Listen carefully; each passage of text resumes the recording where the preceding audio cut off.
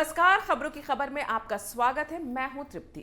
PM Modi की सुरक्षा में सेंध को लेकर पंजाब के सीएम चन्नी के एक के बाद एक झूठ पकड़े जा रहे हैं। मोदी उन्हें अपने जिंदा बच जाने की धन्यवाद रूपी चेतावनी एक तरह से दे ही चुके हैं और चन्नी की खुद की कांग्रेस पार्टी के बलराम जाखड़ और मनीष तिवारी जैसे कई नेता पंजाब में पीएम सुरक्षा की चूक पर सवाल उठा रहे हैं। हाल ये हो गया है कि चन्नी अब झूठ बोलते बोलते झूठे ड्रामे करके ये साबित करने पर तुल गए हैं कि मोदी का काफिला रोकने वाले प्रदर्शनकारी तो बस उनसे बात करना चाहते थे। और देश के एक नेशनल टीवी पर उन्होंने ऐसा ड्रामा दिखाया कि लोगों को शक नहीं बल्कि यकीन हो गया कि मोदी के काफिले की सुरक्षा में सेंध एक साजिश थी। पंजाब में पीएम मोदी की सुरक्षा में सेंध के मामले पर देश में राजनीति बहुत जोरों पर है। कल देश ने देखा कि कैसे कांग्रेस शासित प्रदेश पंजाब में पीएम मोदी के काफिले को बठिंडा से हुसैनीवाला के राष्ट्रीय शहीद स्मारक जाना था और उसे बीच में रोक दिया गया। 20 मिनट तक पीएम का काफिला फ्लाईओवर पर फंसा रहा क्योंकि उनके रास्ते में प्रदर्शनकारी रास्ता रोककर खड़े थे, जो कि न सिर्फ पीएम के दौरे के प्रोटोकॉल के खिलाफ था बल्कि देश के प्रधानमंत्री की सुरक्षा के लिए भी बड़ा खतरा साबित हो सकता था। किसी आम आदमी का इस तरह फंसना आम बात हो सकती है, लेकिन देश के प्रधानमंत्री जिनके रूट को लेकर विशेष सुरक्षा व्यवस्था का प्रावधान है, अगर उन्हें इस तरह किसी रास्ते में रुकना पड़े और प्रदर्शनकारियों को हटाने में नाकाम रही पंजाब पुलिस की वजह से वापस लौटना पड़े तो ये आम बात नहीं होती।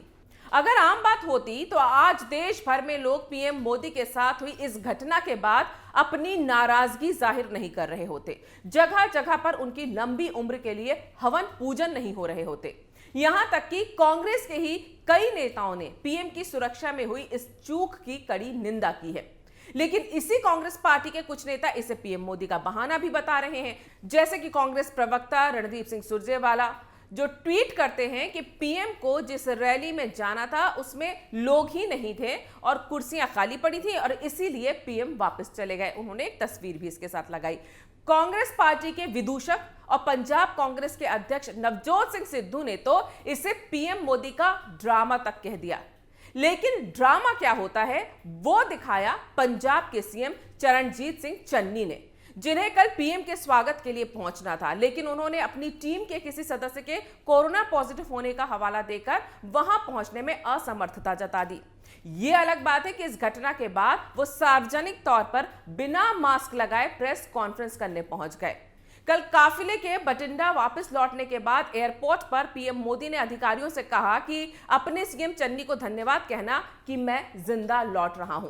पंजाब के सीएम चन्नी को पीएम मोदी का यह संदेश एक कटाक्ष था और शायद एक चेतावनी भी थी, जिसका पूरा असर चन्नी पर हुआ। ऐसा असर हुआ कि चन्नी न सिर्फ एक के बाद एक अपनी राज्य पुलिस की असफलता को छुपाने के लिए कुतर्क दे रहे हैं, बल्कि ये नैरेटिव गढ़ने की भी कोशिश कर रहे हैं कि पीएम की सुरक्षा में सेंध कोई मुद्दा है ही नहीं।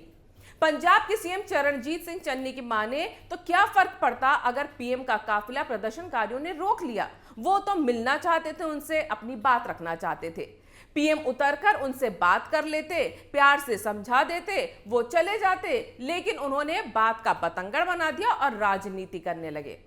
लेकिन चन्नी ने उन प्रदर्शनकारियों के वो वीडियो शायद नहीं देखे जिसमें उनके तेवर प्यार से बात करने वाले तो कहीं से भी नहीं लग रहे थे। वो जिस तरह की धमकियां दे रहे थे उससे साफ था कि पीएम मोदी को लेकर उनके इरादे क्या थे। आज तक को दिए इंटरव्यू में चन्नी ने और भी कई झूठ बोले और जो कुछ कहा और जो कुछ किया उससे ये साफ हो जाता है कि पीएम मोदी के काफिले को रोकना एक पूरी सोची समझी साजिश थी और ड्रामा पंजाब की सरकार कर रही है। पहले आपको बता दूं कि चन्नी ने क्या क्या कहा। वो लगातार ये बोलते रहे कि पीएम की जान को वहां कोई खतरा था ही नहीं, जैसा कि बोला जा रहा है, क्योंकि पीएम ने अचानक अपना प्लान बदल दिया था। वो पहले हेलीकॉप्टर से जाने वाले थे, लेकिन मौसम के चलते उन्होंने सड़क के रास्ते जाने का फैसला किया, जिसके बारे में चन्नी का यह कहना है कि उन्हें जानकारी नहीं थी। कमाल की बात है कि जिस राज्य में देश का प्रधानमंत्री दौरे पर हो, उस राज्य के मुख्यमंत्री को उनके बदले हुए कार्यक्रम की जानकारी तक नहीं थी।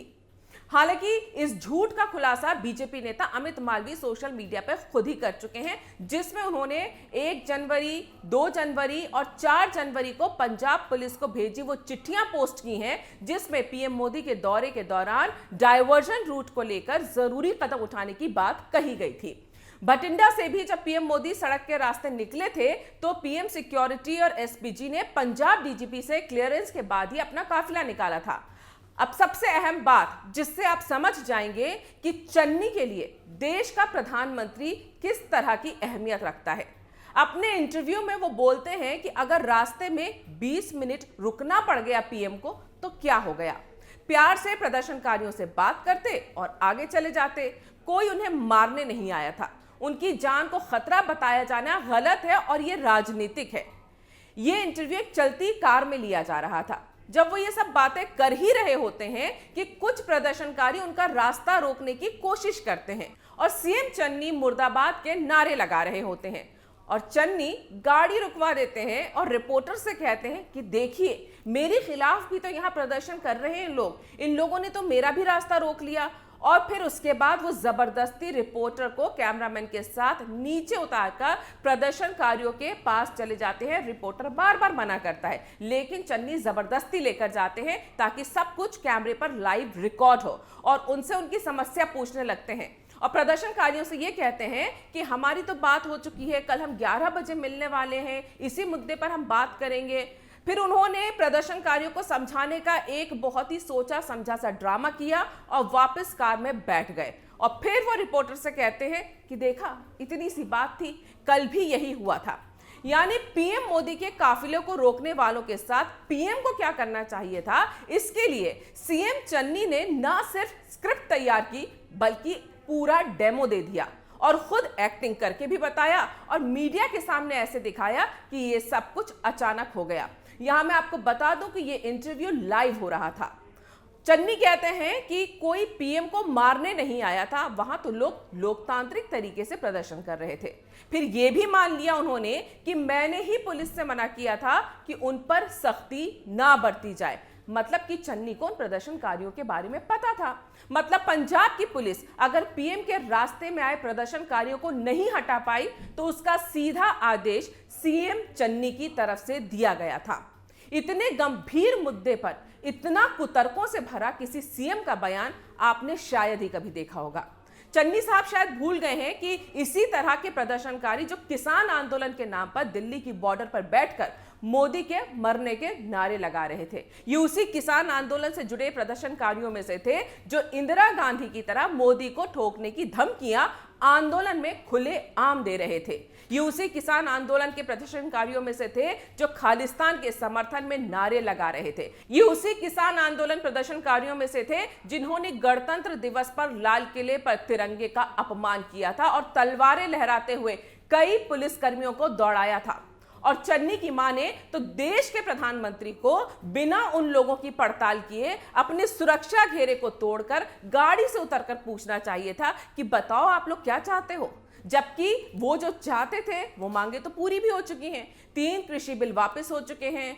एमएसपी पर किसान नेताओं की मांग पर समिति बन चुकी है।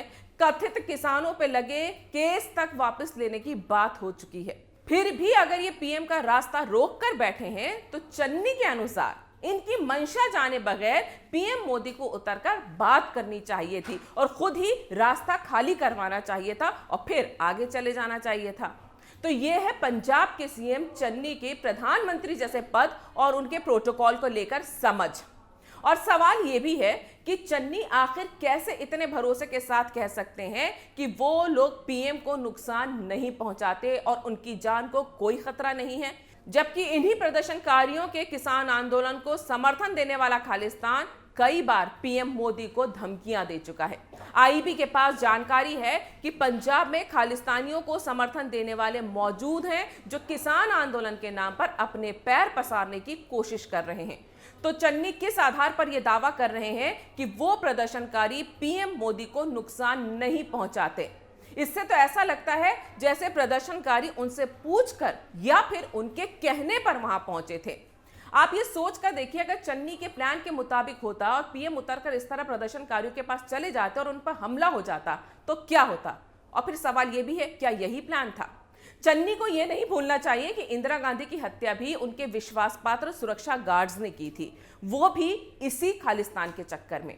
पूर्व प्रधानमंत्री राजीव गांधी की हत्या करने में लिट्टे इसीलिए सफल हुआ था क्योंकि उन्होंने उनसे मिलने आने वालों की जांच नहीं करवाई। क्या देश के प्रधानमंत्री की सुरक्षा और उसमें हुई चूक को चन्नी का इस तरह हल्के में लेना सही है, या फिर अपनी कमियों को छुपाने के लिए अपने आकाओं से आदेश लेकर वो इस तरह की उल जलूल बातें कर रहे हैं, जिस तरह की बातें उनके सो कॉल्ड अध्यक्ष करते हैं? मामले को चन्नी कितनी गंभीरता से ले रहे हैं, ये ऐसे भी समझा जा सकता है कि उन्होंने अब तक पीएम सुरक्षा में चूक को लेकर डीजीपी, एसपी तो छोड़िए, मोदी का काफिला रोकने वाले प्रदर्शनकारियों के साथ चाय की चुस्कियां लेने वाले पुलिस वालों तक के खिलाफ कोई एक्शन नहीं लिया। बस खाना पूर्ति के लिए एक जांच कमेटी बना दी गई है। हर कोई जानना चाहता है कि जिन पुलिसकर्मियों को पीएम रूट को खाली करवाना था, वो प्रदर्शनकारियों को हटाने के बजाय उनके साथ चाय क्यों पी रहे थे? लेकिन चन्नी को इस बात से अठन्नी का फर्क नहीं पड़ता। उन्हें इस बात की भी शर्म नहीं है कि आजाद भारत के इतिहास में ये इस तरह की पहली घटना है जो उनके शासनकाल में पंजाब में हुई है। बात बड़ी इसलिए भी है क्योंकि मोदी देश के प्रधानमंत्री हैं। उनकी सुरक्षा में सेंध राष्ट्रीय सुरक्षा का मामला है। अगर उन्हें कुछ हो जाता तो देश में क्या हालात हो जाते, इसका अंदाजा 30 अक्टूबर 1984 को इंदिरा गांधी की हत्या के बाद हुए हालातों से लगाया जा सकता है। यह घटना आम इसलिए भी नहीं है क्योंकि पीएम का काफिला दुश्मन देश पाकिस्तान से सटी बॉर्डर के इलाके में फंसा था, और वो भी उस माहौल में जब पंजाब को अशांत करने की घटनाएं लगातार आ रही हैं। पिछले कुछ दिनों में आपने देखा है कि किस तरह से लुधियाना कोर्ट में ब्लास्ट हुआ, किस तरह से एक के बाद एक पिछले सितंबर से कई ब्लास्ट हुए हैं, और इनके सीधे तार जो हैं खालिस्तानियों और उनका सपोर्ट कर रहे पाकिस्तान से जुड़ रहे हैं। चन्नी के तेवर तो ऐसे हैं जैसे उनकी पुलिस से कोई चूक हुई ही नहीं है। वो तो एसपीजी पर निशाना साध रहे हैं और उनकी जिम्मेदारी बता रहे हैं। यानी पंजाब के सीएम को यह तक नहीं पता कि भले ही पीएम की सुरक्षा की जिम्मेदारी एसपीजी के हाथों में होती है, लेकिन किसी राज्य के दौरे पर रास्तों को लेकर स्थानीय स्तर पर सुरक्षा की सारी जिम्मेदारियां राज्य सरकारों पर होती हैं। पीएम के काफिले को राज्य की पुलिस एस्कॉर्ट देती है। राज्य पुलिस की गाड़ियां पीएम के काफिले के आगे चलकर रास्ते को साफ कराती हैं। पूरे रूट पर पहले से ही राज्य पुलिस की मौजूदगी होती है और राज्य पुलिस की सूचना पर ही काफिला आगे बढ़ता है। पहले से तय रूट के अलावा भी पीएम के काफिले के लिए 2 वैकल्पिक रूट तय किए जाते हैं, और सबसे बड़ी बात, पीएम के रूट को अंतिम समय तक गुप्त रखा जाता है। तो ऐसे में प्रदर्शनकारियों को पीएम के रूट की जानकारी किसने दी? पीएम के काफिले के गुजरने के ठीक 10 मिनट पहले वहां पर वो प्रदर्शनकारी पहुंचे कैसे? जब वो रास्ता रोककर खड़े थे तो राज्य पुलिस ने इसकी जानकारी पीएम के सुरक्षा अधिकारियों को क्यों नहीं दी? तस्वीरें जो आई हैं और जो वीडियोस आए हैं उनमें साफ दिख रहा है कि जिस फ्लाईओवर पर काफिला फंसा, वहां से निकलने के लिए कोई वैकल्पिक रास्ता था ही नहीं। राज्य की पुलिस प्रदर्शनकारियों को हटाने में क्यों असफल रही? ये वो सवाल है जिनके जवाब अब तक पंजाब कांग्रेस सरकार की तरफ से नहीं मिले हैं, बल्कि चन्नी उल जलूल बातें और कुतर्क देकर अपने आप को सही साबित करने की कोशिश कर रहे हैं, और इसके बाद वो खुद ही फंसते जा रहे हैं, एक्सपोज होते जा रहे हैं। कांग्रेस शासित पंजाब में पीएम मोदी की सुरक्षा में हुई चूक क्या एक साजिश थी या फिर लापरवाही, ये तो बहस चल ही रही है। साथ ही ये भी सवाल उठ रहे हैं कि क्या पंजाब में राष्ट्रपति शासन लग सकता है, क्योंकि मोदी सरकार के नए सहयोगी और पंजाब के पूर्व सीएम कैप्टन अमरिंदर सिंह ने पीएम की सुरक्षा में सेंध के मामले में पंजाब के लॉ एंड ऑर्डर को फेल बताते हुए वहां राष्ट्रपति शासन की मांग की है। हालांकि देखा जाए तो संविधान के अनुच्छेद 365 में यह प्रावधान है कि अगर राज्य सरकार केंद्र सरकार के संवैधानिक निर्देशों को पालन नहीं करती है या नहीं मानती है तो भी राष्ट्रपति शासन लगाया जा सकता है। केंद्र सरकार कह सकती है कि पीएम की सुरक्षा के लिए दिए गए निर्देशों का पंजाब सरकार ने पालन नहीं किया और देश के प्रधानमंत्री की जान को इसके चलते खतरा पैदा हुआ, तो इस आधार पर राष्ट्रपति शासन की मांग की जा सकती है। आज बीजेपी के नेताओं का पंजाब के राज्यपाल से मिलना और पीएम मोदी का राष्ट्रपति रामनाथ कोविंद से मिलना भी काफी कुछ इशारे करता है।